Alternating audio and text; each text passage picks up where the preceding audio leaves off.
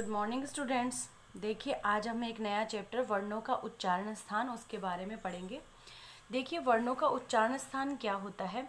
वर्णों के उच्चारण करते समय जिस अवयव की सहायता ली जाती है, यानी मुख के जिस भी पार्ट की सहायता ली जाती है, जैसे ओष्ठ है, नासिका है, मुख है, तालु है, जिह्वा है, ये अलग अलग मुख के पार्ट होते हैं और इसमें से हम जिस भी अवयव की सहायता लेते हैं वही उसका उच्चारण स्थान होता है।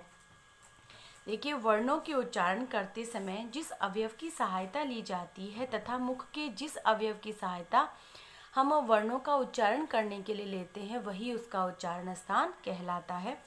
मुख के अवयव होते हैं जैसे कंठ, तालु, मूर्धा, दंत, नासिका, ओष्ठ आदि। ये सारे मुख के अवयव होते हैं। कंठ यानी गला, तालु, मूर्धा, दंत, नासिका, ओष्ठ, ये सारे मुख के अवयव होते हैं जिनके द्वारा हम वर्णों का उच्चारण करते हैं। अब देखिए वर्णों का उच्चारण स्थानों को निम्न रूप से विभाजित किया गया है, यानी अलग अलग भागों में डिवाइड किया गया है, जिसमें से फर्स्ट है ए, आ, क, ख, ग, घ, ड़, ह तथा विसर्ग। यानी कि विसर्ग इनका उच्चारण स्थान कंठ होता है। जब हम इनका उच्चारण करते हैं अ, आ, क, ख, ग, घ, ड़, इन सब को बोलने के लिए हम कंठ का उच्चारण करते हैं, यानी गले से ध्वनि निकलती है और कंठ से उच्चारित किए गए वर्णों को कंठ कहा जाता है।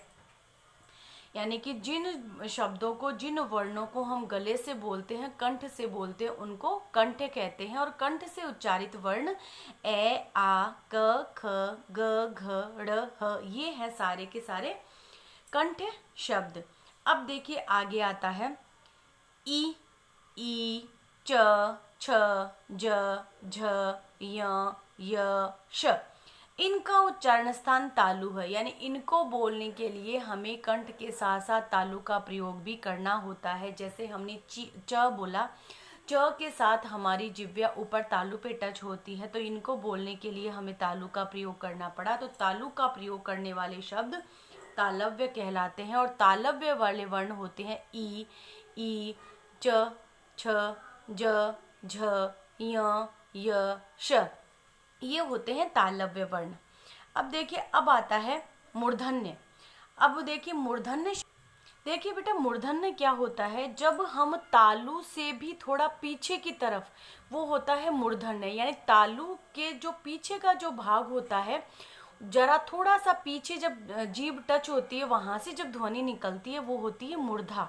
अब मूर्धा से मूर्धन्य कहलाते हैं शब्द, और वो कौन कौन से होते हैं, री, ट, ठ, ड, ढ, ण, र, श। अब देखिए हम इनका उच्चारण करते हैं तो मूर्धा से करते हैं, यानी तालु पे जीभ टच होती है लेकिन तालु के पीछे वाले हिस्से में जिह्वा टच होती है और उस स्थान से उच्चारित वर्ण मूर्धन्य कहलाते हैं। अब आगे देखिए दांतों से उच्चारित वर्ण कौन कौन से होते हैं, र, त, थ, द, ध, न, ल, स। इनका उच्चारण स्थान दंत होता है, यानी कि इनको उच्चारित करने के लिए हमें दांतों का प्रयोग करना पड़ता है। दांतों से जिह्वा टच होती है और जो इन वर्णों का जब हम उच्चारण करते हैं तो ये वर्ण दंत्य कहलाते हैं, यानी दांतों से उच्चारित वर्ण दंत्य कहलाते हैं। अब आते हैं ओष्ठ। ओष्ठ क्या होते हैं बेटा, ओष्ठ होते हैं होठों के द्वारा उच्चारित वर्ण। अब होठों के द्वारा उच्चारित वर्ण है उ, प, फ, ब, भ, म। ये होते हैं ओष्ठ, यानी कि जब हम इनको उच्चारित करते हैं, हम इनको बोलते हैं तो हमारी जिह्वा क्या, हमारे होठों का प्रयोग होता है, यानी कि बिना होठों की सहायता से हम इन वर्णों का उच्चारण नहीं कर सकते। ओष्ठ के द्वारा उच्चारित वर्णों को ओष्ठ कहा जाता है। देखिए अब आता है कंठ तालव्य वर्ण। अब देखिए कंठ एवं तालु, यानी गले और तालु से जो वर्ण उच्चारित होते हैं वे होते हैं ए, ऐ। ये होते हैं कंठ और तालु से उच्चारित वर्ण, और कंठ और तालु से उच्चारित वर्णों को कंठ तालव्य कहा जाता है। अब आता है दंत्योष्ठ। दंत्योष्ठ वर्ण कौन कौन से होते हैं, ओ, उच्चारित वर्ण दंत एवं ओष्ठ होता है और ये वर्ण दंत्योष्ठ कहलाते हैं। यानी कि केवल दांत और होठों के उच्चारण से ही जिन वर्णों का उच्चारित किया जाता है या जिन वर्णों को उच्चारित किया जाता है वे दंत्योष्ठ कहलाते हैं। अब आते हैं, ये थे दांत और ओष्ठ। अब आता है व का उच्चारण स्थान भी दंतोष्ठ ही होता है, यानी कि यह भी दांत और होठों के द्वारा ही उच्चारित होता है। अब आते हैं नासिका वर्ण। अब नासिका वर्ण का मतलब होता है नाक के द्वारा उच्चारित वर्ण। नाक के द्वारा हम करते हैं य, म, ण, ण, न। इनका उच्चारण हम नासिका से करते हैं, यानी नाक के द्वारा इनकी ध्वनि निकलती है। इन वर्णों को उच्चारण करने के लिए नासिका का प्रयोग किया जाता है, तो ये नासिका वर्ण कहलाते हैं। देखिए, अनुस्वार उच्चारण स्थान भी नासिका ही है। हम जब भी किसी भी अनुस्वार शब्द का उच्चारण करते हैं तो उसकी ध्वनि भी नाक से ही निकलती है और वे नाक से निकलने वाली ध्वनि वाले वर्ण नासिका वर्ण कहलाते हैं।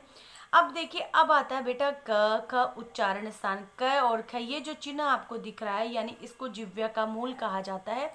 जिह्वा का मूल से इसका मतलब है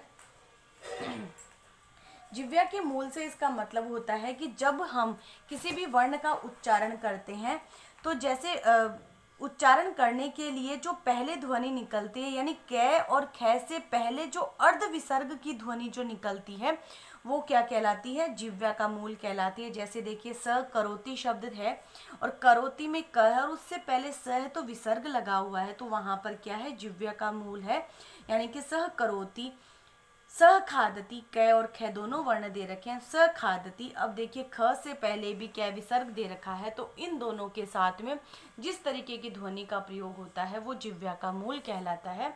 देखिए बच्चों, ये वाला कार्य आपको अपनी नोटबुक में करना है। धन्यवाद।